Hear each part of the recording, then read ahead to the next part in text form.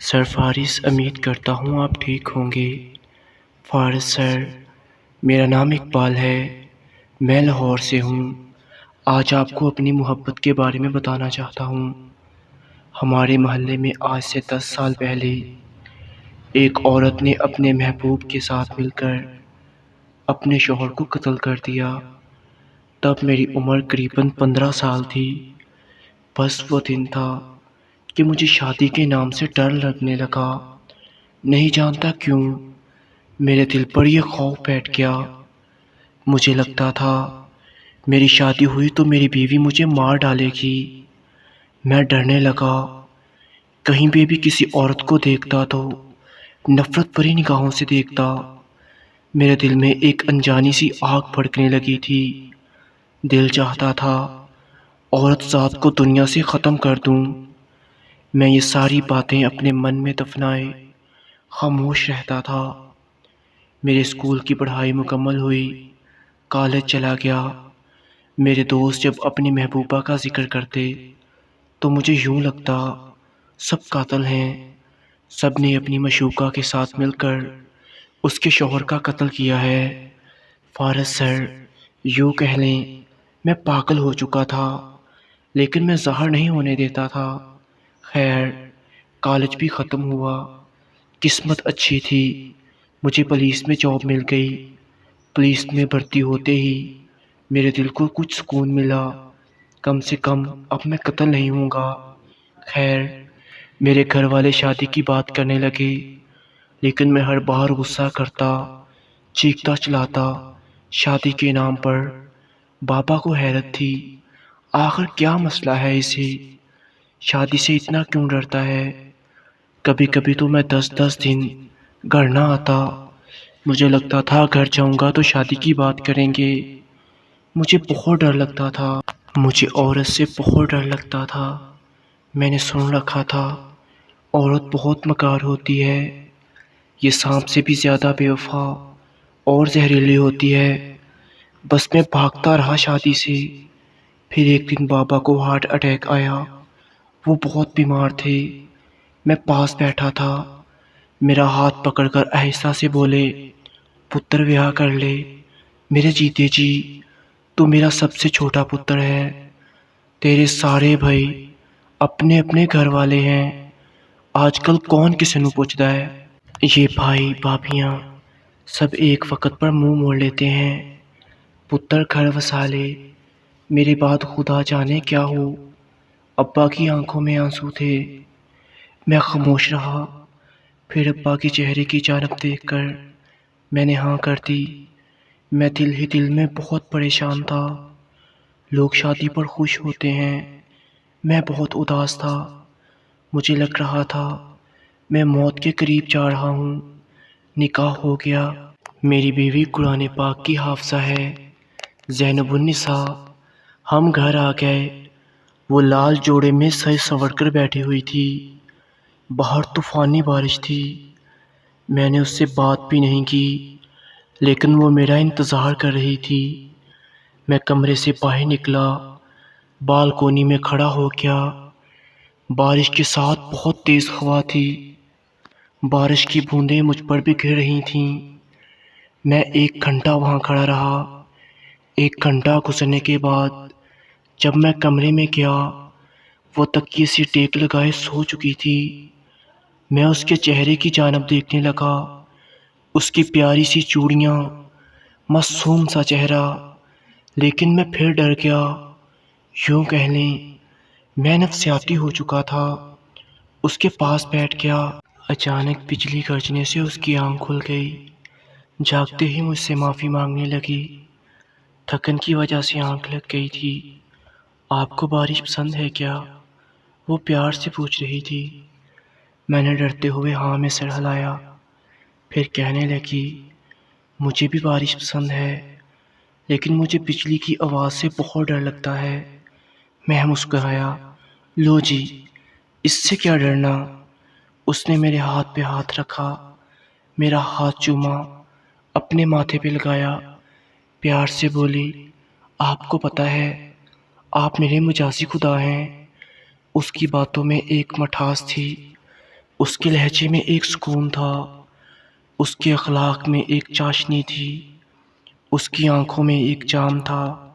شوہر اور بیوی ایک دوسرے کا لباس ہوتے ہیں، پھر اس کی آنکھوں میں سے موتی بن کر ایک آنسو گرا، آواز کانپ رہی تھی۔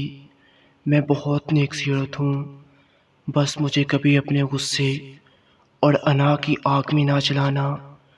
میں دوسری لڑکیوں جیسی نہیں ہوں، میرا دل بہت نرم ہے، میں بہت جلد رونے لگتی ہوں، مجھے جھگڑا کرنا نہیں آتا، مجھے چلاکیاں نہیں آتیں، میں حافظ قرآن ہوں، مجھے کوئی جتنا بھی برا کہہ لے میں خاموش رہتی ہوں، مجھے شکوہ کرنا نہیں آتا، مجھے خواہشات کا اظہار کرنا نہیں آتا، میری خاموشیوں کو سمجھ آیا کرنا، اور ہاں، کبھی میرا ہاتھ نہ چھوڑنا۔ میں نہ چاہتے ہوئے بھی اس کے آنسو صاف کرنے لگا، وہ میرے سینے سے لگ گئی۔ کہنے کو وہ میری بیوی تھی، لیکن میرا خیال ایسے رکھتی تھی جیسے میں کوئی چھوٹا سا بچہ ہوں۔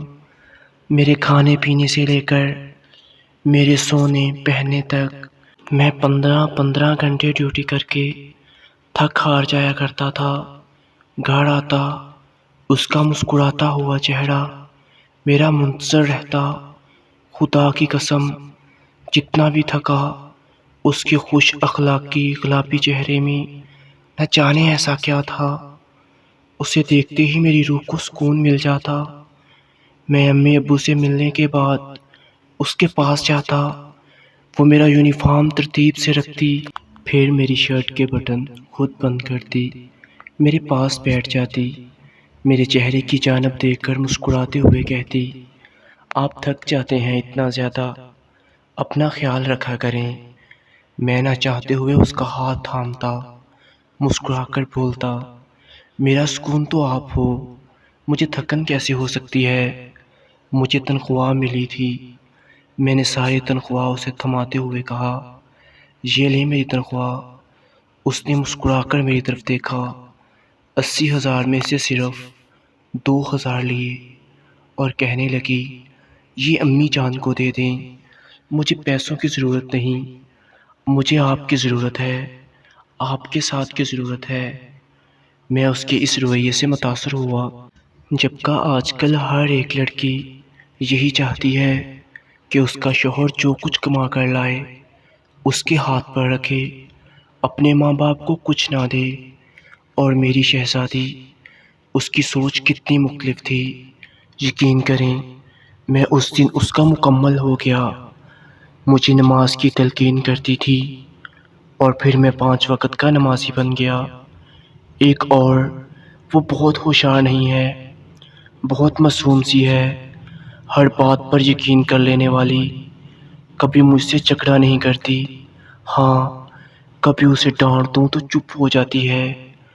میں مذاق میں اسے کہتا تھا دوسری شادی کر لوں گا، تو پیار سے کہتی بالکل کر لیں، مجھے میرا حق مل رہا ہے، میں خوش ہوں۔ میں مسکرا دیتا، وہ بھی چپ ہو جاتی۔ وقت گزرتا رہا، اللہ پاک نے ہمیں ایک بیٹا اور ایک بیٹی عطا کی۔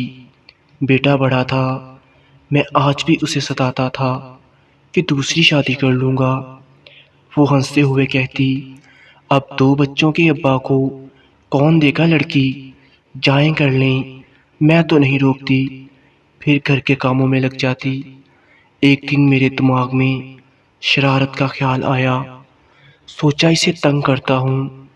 آج وہ میرے لیے کھانا لے کر آئی، میں نے غصے سے کہا میں نے نہیں کھانا، اور میں فون پر بات کرنے لگا، اچھا جان تم ہوٹل پہنچو، میں ابھی آتا ہوں۔ وہ میری طرف سوالیہ نظروں سے دیکھنے لگی۔ میں نے الماری سے پرفیوم نکالی، لگائی، آئینے کے سامنے کھڑا ہو کر بال سنوارنے لگا۔ وہ بیڈ پر بیٹھی میری طرف دیکھ رہی تھی۔ میں اچھے سے ریڈی ہوا، کمرے سے باہر جاتے ہوئے اسے کہا، اب سے تم اکیلے کھانا کھانے کی عادت بنا لو۔ اس نے کھڑے ہو کر میرا ہاتھ پکڑا، آپ ایسا کیوں کہہ رہے ہیں؟ میں سخت لہجے میں بولا، تم ہی کہتی تھی نا دوسری شادی کر لو، تو میں دوسری شادی کر رہا ہوں۔ لڑکی کے ماں باپ نہیں ہیں، بیچاری بے سہارا ہے، نیکی کا کام ہے۔ تم بتاؤ کیا چاہتی ہو؟ نظریں جھکا کر بولی، آپ کی خوشی میں میری خوشی ہے۔ میں نے کہا ٹھیک ہے، پھر تم بچوں کے ساتھ دوسرے کمرے میں شفٹ ہو جانا، یہی نئی دلہن رہے گی۔ اچھا تم کو کوئی اعتراض تو نہیں؟ میرے چہرے کی جانب دیکھنے لگی، میرا ہاتھ اپنے ہاتھ میں لیے۔ اس بار وہ کمزور پڑ گئی تھی، اس کی آنکھوں سے آنسو چھلکنے لگے۔ مجھے چھوڑو گے تو نہیں نا؟ وہ آہستہ سے بولنے لگی، مجھے بس کبھی چھوڑنا نا، میں ہر بات مان لوں گی آپ کی، بس مجھے کبھی اپنے دل سے نہ نکالنا۔ وہ دن بھر کی تھکی ہوئی تھی، گھر کے کام کرنا، بچوں کو سنبھالنا، تھکن اس کے چہرے پہ تھی۔ میں نے سخت لہجے میں کہا، اچھا نہیں چھوڑوں گا، اچھا وہ میرا انتظار کر رہی ہوگی، تم کھانا کھا لو۔ وہ کیسے کھانا کھاتی؟ کبھی اس نے میرے بغیر کھانا کھایا ہی نہیں تھا۔ چپ ہو گئی۔ میں نے بائک سٹارٹ کی اور چلا گیا۔ 12 بجنے والے تھے۔ میں گھر آیا، کمرے میں داخل ہوا۔ وہ ابھی بھی رو رہی تھی، اپنے کپڑے الماری سے نکال کر ایک بیگ میں رکھ رہی تھی۔ دونوں بچے گود میں اٹھائے ہوئے تھے۔ مجھے دیکھ کر بولی، کل میں دوسرے کمرے میں چلی جاؤں گی۔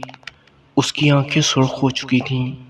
میں مسکرایا، بچوں کو بیڈ پر لٹایا، اس کے آنسو صاف کیے، پھر اس کی آنکھوں میں دیکھنے لگا۔ اس بار اس نے نظریں جھکا لیں۔ میں نے ماتھے پہ بوسہ دیا۔ پاگل ہو گئی ہو بالکل، میرے لیے کتنا کچھ کرتی ہو، گھر سنبھالتی ہو، کھانا بنانا، میرے کپڑے دھونا، میری خدمت کرنا، پھر بچوں کو سنبھالنا، امی ابو کا خیال رکھنا۔ تم مشین تو نہیں ہو، انسان ہی ہو نا، پھر بھی کوئی شکوہ نہیں کرتی، مجھے سینے سے لگائے رکھتی ہو، میرے لیے سجتی سنورتی ہو، سب کا خیال رکھتی ہو، لیکن اپنا خیال رکھنا بھول چکی ہو۔ وہ مسلسل روئے جا رہی تھی۔ میں نے بڑا سا کیک اس کے سامنے رکھا۔ پاگل، آج ہماری شادی کی 34 سالگرہ ہے، کچھ یاد ہے تم کو؟ میں نے سب کو انوائٹ کیا تھا، اپنی بہنوں کو، ان کے بچوں کو، تمام بھائیوں کو، اپنے سسرال والوں کو بھی بلایا تھا۔ سب مل کر اسے سرپرائز دینا چاہتے تھے۔ زیب النساء کی بہنیں بھی آئی تھیں۔ سب کہکہ لگاتے ہوئے کمرے میں داخل ہوئے۔ اس کی آنکھوں میں ایک خوشی کی چمک آ گئی، کچھ شرما بھی رہی تھی۔ سب تالیاں بجا رہے تھے۔ وہ حیران تھی، یہ سب کب ہوا؟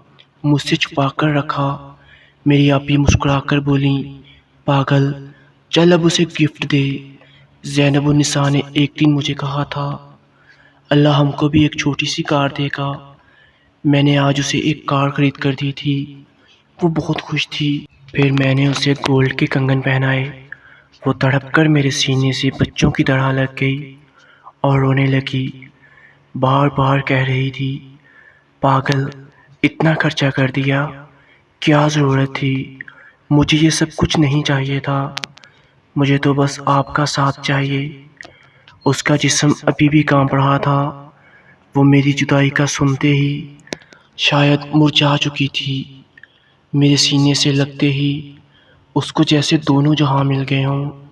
میں اب اس کے سر میں خود آئل لگاتا ہوں، اس کا خیال رکھتا ہوں، کیونکہ وہ بظاہر تو گھر کے کام کرتی نظر آتی ہے جو معمولی سے کام ہیں، لیکن یقین کریں چھوٹے چھوٹے کام تکا دیتے ہیں، اور ہم مرد پھر کہتے ہیں آخر کرتی ہی کیا ہو؟